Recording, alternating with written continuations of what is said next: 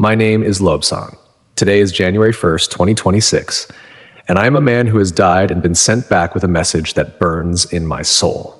For over 25 years, I lived the life of a devoted monk in a monastery tucked away in the high, silent reaches of the Himalayas. I viewed Christianity as a simplistic path for the emotional. I believed it was a religion for those who lacked the mental strength to face the absolute stillness of the void. My days were marked by meditation, teaching, and the pursuit of enlightenment. I sought to dissolve the self, to reach a state where nothing remained but emptiness. I thought the Christians were children playing with stories of a personal God, while I was a man grappling with the true nature of existence. I was convinced that through the Eightfold Path, I could earn my own liberation. I was wrong, and my pride was a wall that kept me from the very light I claimed to be seeking. The day my old life ended was December 20th, 2025. I was traveling by bus through a narrow, jagged mountain pass to visit a group of younger monks in a remote valley. A sudden, fierce winter storm descended, turning the mountain road into a slick, treacherous ribbon of mud and ice. I remember the sound of the wind howling through the gaps in the windows, and the sudden, sickening lurch as the bus lost its grip on the earth. There was a moment of frozen silence as we tipped over the edge, followed by the terrifying sensation of falling into a gray abyss. I did not have time to find my center or enter a state of meditation. There was only the roar of metal striking stone, a bone-deep cold, and then a darkness so profound it felt like the end of all things. In that final second, my heart stopped, and the Lobsang who wore the saffron robes ceased to be. But the darkness was not a void. I found myself pulled out of the wreckage not by human hands, but by a force that felt like the very breath of life itself. I was no longer in the cold, mangled metal of the bus. I was standing in a place that defied every map I had ever studied. It was a realm of light so intense that it felt solid, a golden, living light that breathed with a rhythmic, holy pulse. And then, standing before me, I saw him. He was not a figure from a painting or a distant, dusty history. He was more real than any man I had ever touched, more real than the mountains I had called home. His presence was like a mountain of fire and a river of peace at the same time. When I looked into his eyes, I saw not just my own life, but the very foundation of existence. I realized, with a shock that vibrated through my spirit, that I had been seeking a destination, but he was the way. I had been seeking a state of mind, but he was the source. I fell to my knees, the heavy robes of my past life feeling like lead, and I wept.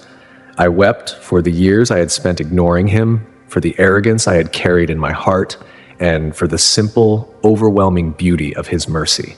He did not look at me with anger.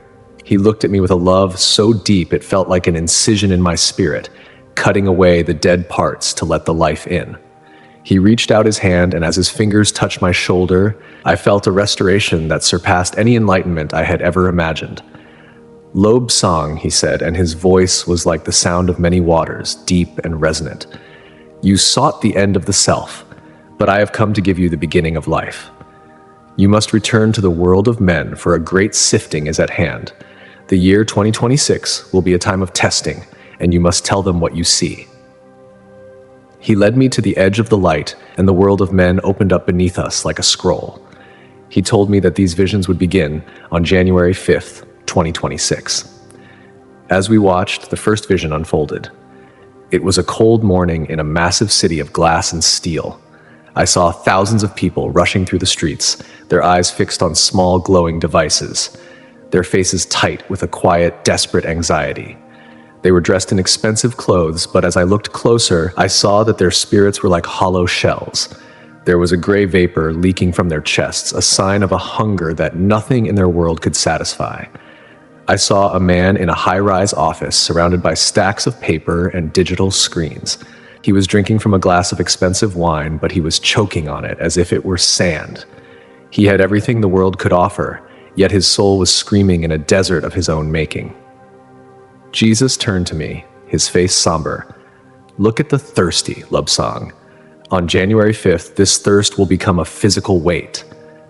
I have offered the living water for centuries, but men have preferred to dig their own wells, wells that hold no water, only the salt of their own pride. On this day, a great dryness will fall upon the hearts of the nations. The things they have used to distract themselves from me, their wealth, their entertainment, their busy schedules, will suddenly feel like dry husks in their mouths. They will run from one end of the earth to the other seeking peace, but they will find only the heat of their own desires. I saw a marketplace where people were arguing over the price of bread, their voices rising in anger. They were snatching things from one another, their hearts hardened by the fear of lack. But among them walked an old man. He had very little, just a small basket of grain, yet he was smiling. He stopped to give a portion of his grain to a child who was crying, and as he did, his own basket seemed to remain full. He wasn't touched by the panic that gripped the others. He had a stillness about him that was anchored in a kingdom that cannot be shaken. "This is the first sign," Jesus whispered. "The world will be divided by what it hungers for. Those who hunger for the things of the earth will find only rot and shadow, but those who hunger for righteousness will be filled.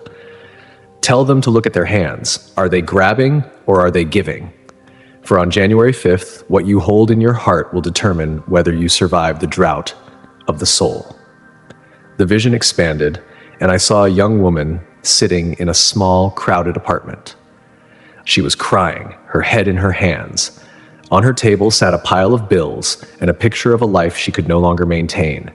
She reached out for a bottle of pills, her hand trembling. But then I saw a flicker of light in the corner of the room. It was an old, dusty book.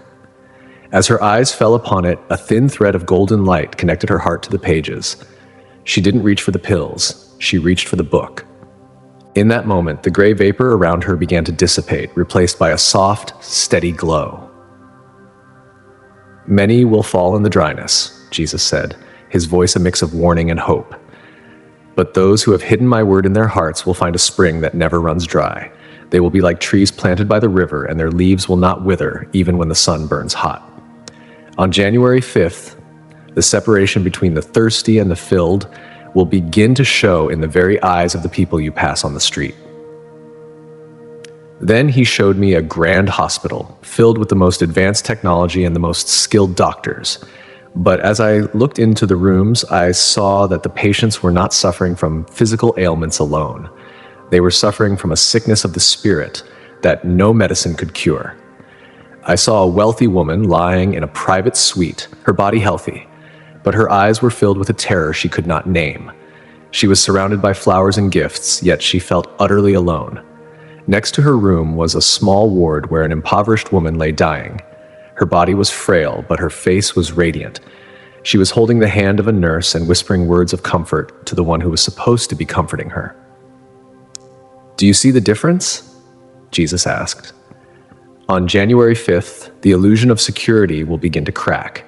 Those who have trusted in their health, their science, and their machines will find themselves trembling.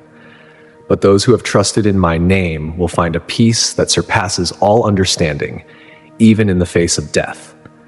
The great drought is not just of the land, but of the human spirit. It is a day when the soul's true foundation will be revealed. I saw a group of world leaders gathered around a large table, their faces grim. They were discussing the rising tensions, the failing economies, and the growing unrest among their people. They were trying to come up with a new plan to save their systems, but every word they spoke seemed to dissolve into smoke before it reached the other side of the table.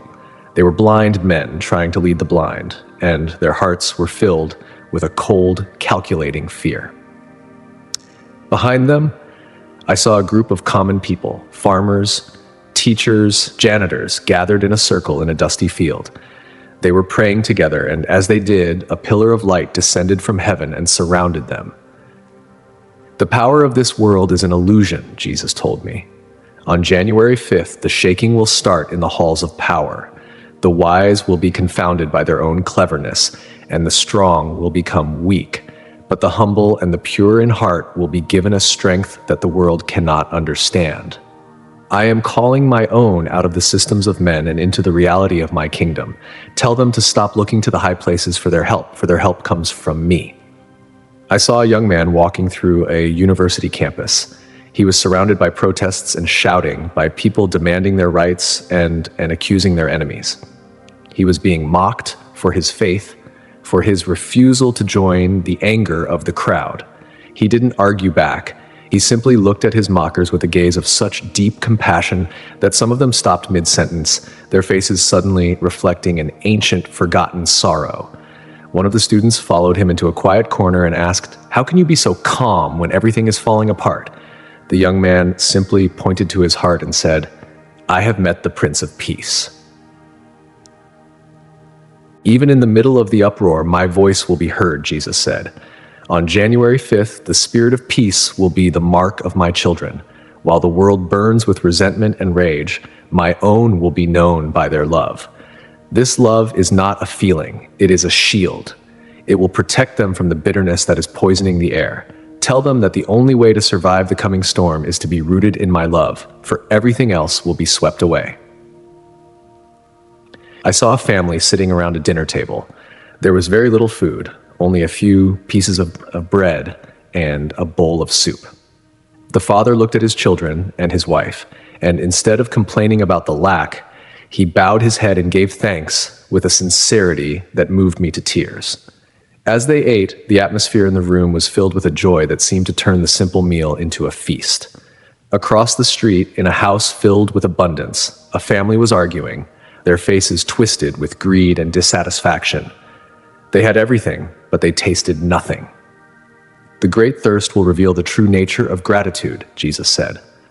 "On January 5th, those who are mine will find beauty in the small things. They will see my hand in every crust of bread and every drop of rain. But those who are far from me will find that even the greatest treasures are bitter in their mouths. The sifting is reaching into the very homes of the people. It is a day of decision. Will you grumble in the desert, or will you sing at the well?" As the vision of the 5th continued, I saw a group of soldiers in a distant land. They were tired, covered in dust, and surrounded by the sounds of conflict.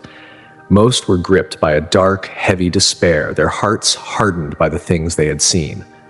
But one soldier sat apart, cleaning his rifle and humming a hymn. His eyes were clear, and he spoke words of hope to his comrades, telling them that there was a life beyond the smoke and the fire. He was a light in a very dark place. "The drought of the soul knows no borders," Jesus told me. "On January 5th, my spirit will move in the trenches and the palaces alike. I am looking for those who will stand for me when it is most difficult. The great thirst will bring many to their knees, and in that moment, I will be there to lift them up. But they must choose to look up. Tell them, Lobsang, that the water is free, but they must come and drink." The vision of that first day in January seemed to stretch on, showing me 1,000 different lives and 1,000 different choices. I saw that the thirst was not an accident. It was a mercy. It was a call to return to the only thing that could truly satisfy the human heart. I saw that the year 2026 was not just a time of trial, but a time of incredible opportunity for the light to shine in the darkness. "Wait here with me," Jesus said, his hand still on my shoulder. "There is much more to see. The first sign is only the beginning of the revealing. The month of January will move quickly, and each day I show you will be a step deeper into the heart of the matter. Are you ready to see what happens when the masks begin to fall?" I nodded, my heart pounding with a mixture of fear and awe. I realized that the man I had been, the monk who sought emptiness, was gone forever. I was being filled with a purpose I could never have found in my own meditation. I was a witness to the living truth, and the story was only just beginning. Jesus kept his hand on my shoulder, and the light around us seemed to pulse with a deeper intensity, shifting from a golden glow to a silver brilliance that pierced through every hidden corner. The vision of the thirsty world on January 5th faded, replaced by the rising sun of January 12th, 2026. I found myself standing in the center of a bustling city square. There were giant screens on the sides of the buildings, showing the faces of famous people, politicians, influencers, and religious leaders. They were all smiling, their skin perfect, their words polished and smooth. But as the clock struck noon on that day, something happened to the light. It wasn't the sun. It was a clarity that seemed to come from heaven itself. Suddenly, the screens began to flicker. The smiling faces didn't change their expressions, but the light revealed what was behind the skin. I saw a politician speaking about justice, but his heart appeared on the screen like a black, shriveled knot of greed. I saw a famous entertainer being adored by millions. But in this new light, her soul looked like a bird trapped in a cage of mirrors, starving for a single moment of honesty. Jesus whispered to me, "On January 12th, the masks will not just slip, they will shatter. This is the day of the mirror. I am shining my light into the secret rooms of the heart, and what was whispered in the dark will be shouted from the rooftops." I saw a large, modern church where the music was loud and the lights were dazzling. The man on the stage was shouting about faith, but as the silver light hit him, I saw that he was standing on a foundation of sand. His heart was not filled with my name, but with the love of his own voice. Behind him, the people in the seats were looking at him, and for the first time, they didn't see a leader. They saw a man who was just as lost as they were. The illusion of his authority vanished like smoke. But then, Jesus moved me to a small, quiet street. I saw an old woman sitting on her porch, shelling peas. She was nobody in the eyes of the world. She had no followers on a screen, and her clothes were worn. But when the silver light touched her, she glowed like a star. Her heart was a garden of peace, and her secret prayers for her neighbors were like threads of gold stretching out from her house to the whole neighborhood. "The world rewards the actor," Jesus said, "but I reward the authentic. On January 12th, many who are first will be last, and the last will be first. People will realize that they have been following shadows while the real lights were hidden in the corners. I am stripping away the layers of pretense. Tell them, Lobsang, that it is better to stand naked in my truth than to be clothed in the most beautiful lies. The day of the mirror is a day of great mercy, for only when the mask is gone can the healing begin." The vision expanded, and I saw families sitting at their dinner tables. I saw a husband look at his wife and, for the first time in years, really see the sadness he had been ignoring. I saw a son confess a secret to his father, and the walls of silence between them crumbled. In that moment of painful honesty, a light entered their home that was far brighter than any lie they had lived. I saw that this day would be a day of great shaking for every relationship. Those built on the rock of truth would stand, but those built on convenience and deception would fall apart. "Do not fear the shattering," Jesus told me. "The truth hurts only the parts of you that are not real." On January 12th, I'm calling my people to come out of hiding. No more religious performance, no more pretending to be perfect. I want the broken heart, the honest cry, the soul that is tired of the show. This is the day when the inward man meets the outward man, and they must become one. The silver light grew so bright it seemed to melt the city square, and suddenly the atmosphere changed. The air became thick and heavy. The light turned into a dense, swirling fog that felt like it had a weight of its own.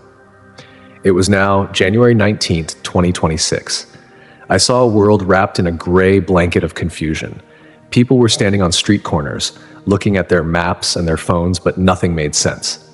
The news anchors on the televisions were stuttering, their faces pale, as they tried to explain events that defied logic.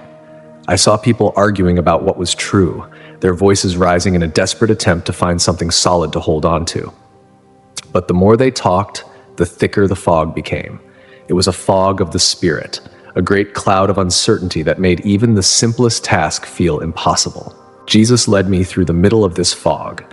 We passed a man sitting on a park bench, his head in his hands. He was crying because he no longer knew who he was or what he believed. He had spent his life trusting in the wisdom of men, in science, and in his own cleverness.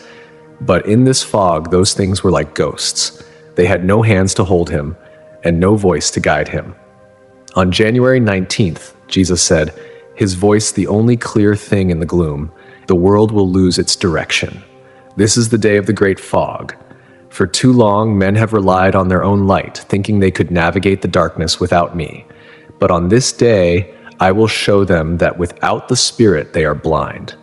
The wisdom of the world will become foolishness, and the paths they have walked will lead to nowhere. But then I saw something beautiful. In the middle of the suffocating gray, I saw small, steady flames. They weren't coming from lamps or torches. They were coming from inside people. I saw a young father holding his daughter's hand, walking calmly through the fog. He wasn't looking at a map. He was listening to a voice that only he could hear. I saw a nurse in a crowded hospital, moving with a peace that didn't belong in that chaotic place. She was whispering prayers as she worked, and the fog seemed to pull back a few inches whenever she moved. These are the ones who have the lamp, Jesus told me. The lamp is not a set of rules or a religion. The lamp is my presence dwelling in the heart.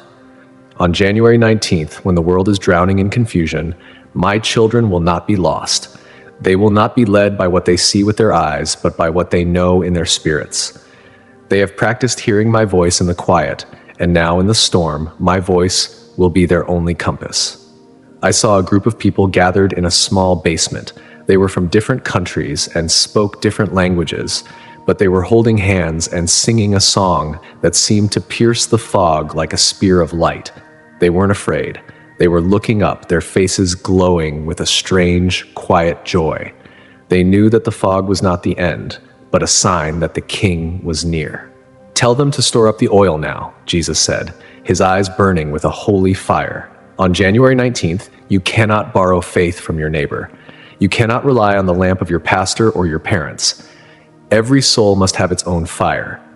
The great fog will reveal who has spent time with me and who has only heard about me. It is a day of separation between those who know the truth and those who only know the facts. The facts will fail, but the truth will lead you home. I saw a university professor standing in front of an empty classroom. He was surrounded by books, but he couldn't read the words on the pages. They looked like gibberish to him.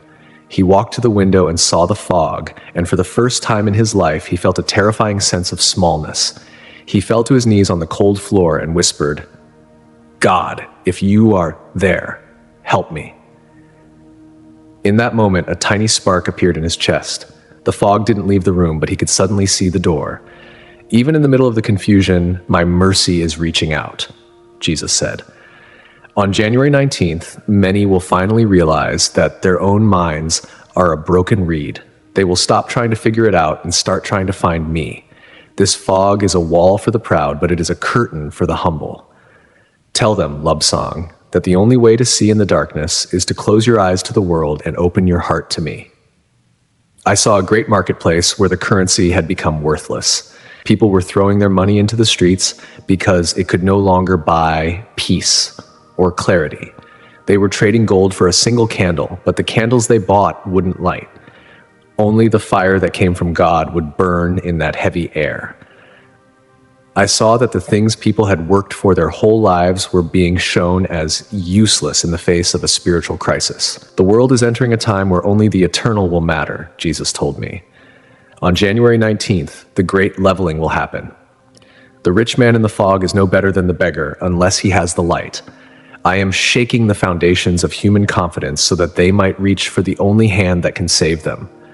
The month of January is a journey into the heart of reality. Each step I show you is a call to come deeper into me. The vision of the fog began to swirl faster, and I felt the weight of the air starting to lift as if we were moving toward a great opening. The silver light of the mirror and the gray thickness of the fog were preparing the way for something even more final. You have seen the thirst of the fifth, Jesus said, his hand tightening on my shoulder. You have seen the revealing of the 12th and the confusion of the 19th. Now, stay close to me, for we are approaching the gate of the 26th. This is the moment where the journey ends for some and begins for others. Are you ready to see the final division? I couldn't speak. My heart was full of the faces I had seen. The old woman with the gold threads, the man in the high-rise choking on wine, the professor on his knees. I realized that my life as a monk had been a search for peace in a world of shadows. But here, in the presence of the Master, I was seeing that the only real peace is the one that survives the fire and the fog. I am ready, I whispered, though I was trembling. The light around us began to change again, turning into a deep, regal purple that felt like the coming of a king. The world below began to fade, and I saw a great door rising out of the horizon of time. The deep purple light began to swirl, forming a horizon that seemed to stretch into eternity. The air was no longer heavy like the fog or sharp like the silver light. It felt like the breath of a new world, fresh and full of life. Jesus moved with me toward a great gate that rose out of the purple mist. It was not made of stone or metal, but of a substance that looked like liquid pearls and sunlight. This was January 26th, 2026. This is the day of the open door, Jesus said, his voice carrying a weight of finality that made my spirit tremble. The month of January has been a journey of uncovering. Those who found the water on the 5th, those who broke their mirrors on the 12th, and those who kept their lamps burning on the 19th, they are now coming to the gate. But look closely, Lobsang, at what they bring with them. I saw a vast multitude of people moving toward the gate. From a distance, they all looked the same, but as they drew closer, I saw that many were struggling. I saw a man dressed in the finest silks, his face twisted with effort as he dragged a massive, ornate chest behind him. The chest was overflowing with gold coins, land deeds, and trophies. When he reached the gate, he tried to push the chest through, but the gate was narrow, just wide enough for a human soul. He pushed and cursed, his face turning red, but the chest would not budge. "He cannot leave it," Jesus whispered sadly. "He has spent 50 years convincing himself that he is what he owns. Now he stands before the door of life, but he prefers his heavy metal to my mercy. He thinks the chest is his treasure, but it is actually his anchor." I watched as the man sat down in the purple mist, weeping over his gold, while the gate remained open just inches away. He was not locked out. He was held back by his own hands. Then I saw a woman approaching. She wasn't carrying a chest, but she was wrapped in thick, heavy chains. Each link of the chain had a word etched into it: resentment, bitterness, unforgiveness. She looked at the beautiful light beyond the gate, but as she tried to step forward, the chains caught on the ground. She turned back to look at a group of people far away, in the shadows. People who had hurt her years ago. She shook her fist at them, and as she did, the chains grew thicker and heavier. "She has nurtured her pain until it has become her identity," Jesus said. "I have offered to break those chains 1,000 times, but she holds on to them because they make her feel right.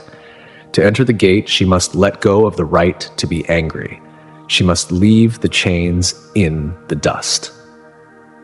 The woman stood there, caught between the light of the gate and the darkness of her past, unable to move. But then I saw a child, perhaps 7 years old, walking toward the gate. He had nothing in his hands. He was skipping, his face lit with a joy that was pure and unclouded. As he reached the gate, he didn't even slow down. He passed through it as if it were a curtain of air, and on the other side he began to glow with a light that made the purple horizon look dim. Following him was an old man, the same one I had seen in the marketplace on January 5th. He had left his small basket of grain behind. He walked through the gate with his hands open and his head held high, and I saw a shimmering mark on his forehead, a seal that looked like a drop of liquid fire. "The seal of God," Jesus told me. "It is the mark of those who have surrendered. On January 26th, this seal will become the only currency that matters. You cannot buy it and you cannot fake it. It is the signature of my spirit on a heart that has said yes to me. See how the gate recognizes them?" I saw more people passing through. I saw a woman who had been a nurse in the Great Fog, still wearing her scrubs. I saw a young man who had walked out of the House of Lies on January 5th. They all shared one thing. They were empty-handed. They had dropped their reputations, their pride, their anger, and their enlightenment at the threshold. As they passed through, they were not just entering a place. They were being transformed. Their tired bodies became vibrant, their gray spirits became radiant, and the sorrow in their eyes was wiped away by an invisible hand. Jesus led me closer to the gate, and I saw a group of religious people approaching. They were carrying heavy books and scrolls, and they were arguing about the correct way to walk through the door. They were pointing at their own robes, showing off their long prayers and their many good deeds. But when they reached the gate, they found that their books were too wide and their robes were too heavy. They tried to bargain with the light. They shouted about how many people they had led, how many buildings they had built, and how many fasts they had observed. "I never knew you," Jesus said, his voice echoing with a terrible holy sorrow. "You loved the idea of me, but you never loved me. You served your own image in my name. You kept your masks on until the very end, and now the mask has become your face. One by one, they turned away, looking for a wider gate, but there was only one door. I saw a man who had been a prisoner, his body scarred and his spirit broken by years of mistakes. He approached the gate trembling, convinced he would be turned away. He didn't even look up. He just whispered, "Lord, have mercy on a sinner like me." As he spoke, the chains of his past fell off and dissolved into purple dust. He didn't just walk through the gate. He was pulled through by a force of love so strong it made me gasp. On the other side, he stood tall, his scars turned into marks of glory. "The humble will be exalted," Jesus said. On January 26th, the world's judgment will be overturned. Those who thought they were holy will find themselves outside, and those who knew they were broken will find themselves home. This is the great separation. The month of January is a journey from the thirst of the desert to the feast of the kingdom. The vision began to flicker, and I saw the world of men one last time. It was the evening of January 26th. The sun was setting, and a cold, biting wind was beginning to blow across the earth. It was the start of the great winter.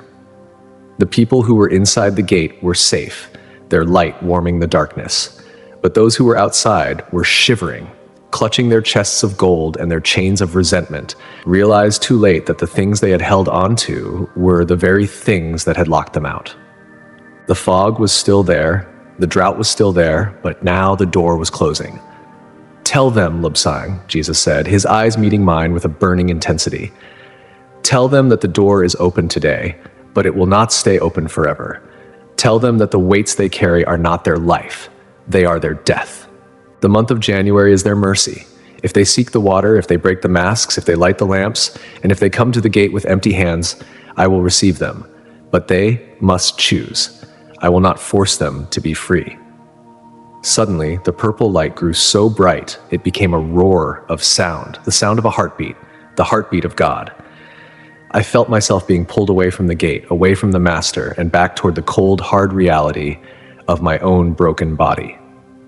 I reached out for him, wanting to stay in that light forever, wanting to never return to the saffron robes or the lonely monastery. But he just smiled, and the last thing I heard was, "Go, Lobsang. Your work is just beginning." My body became a prison of pain again. I felt the sharp sting of needles, the cold air of the hospital room, and the heavy weight of my lungs struggling to pull in air. I opened my eyes on December 28th, 2025. I saw the white ceiling, the flashing lights of the monitors, and the tired face of a doctor. He gasped when he saw me. "He's awake," he whispered. "It shouldn't be possible, but he's back." I have spent the last few days in silence, but it is not the silence of the monastery. It is a silence filled with the echoes of his voice. I have seen the future, and I have seen the heart of the one who holds it. I am no longer a monk seeking emptiness. I am a witness who has found the fullness. The things that were shown to me are not symbols, they are events, and they are already beginning to stir. Before January 26th, the division will be final. The question, however, is not whether all this will happen. The real question is, are you ready? Do you have the signs? Is your heart transformed? Do you love the truth even when it costs you everything? Can you endure in trials, or do you fade away as soon as the pain arrives? Do you desire holiness, or are you content with an empty religious life? Do you have a life of prayer, or do you only pray when you need something? Does your life bear fruit, or just leaves? And above all, do you have the seal of God? There is no more time for compromises, for a superficial faith, or for using God like a lucky charm. This is the time for the true, the time for the surrendered, the time for the sealed. I returned for this, to warn you, to shake you, because God's mercy has granted me another chance. And if you are reading these words, perhaps He is granting it to you too. Jesus warned me that all this will happen in this month of January. Do not wait for the sign to wake up, because those who do not prepare now will understand nothing when the day arrives. It will not just be a date on the calendar, it will be the beginning of an eternal separation. Thank you from the bottom of my heart for staying until the end of this testimony. If you are still here, it is because something has spoken to your spirit. Now we invite you to make a small gesture that can make a big difference. Write in the comments which country you are following us from so we can also pray for your land. Subscribe to the channel if you haven't already. Activate the bell icon and, most importantly, share this video with at least 3 loved ones. Sometimes just one click can ignite faith in a dormant heart. May the Lord bless you and guide you in truth every day.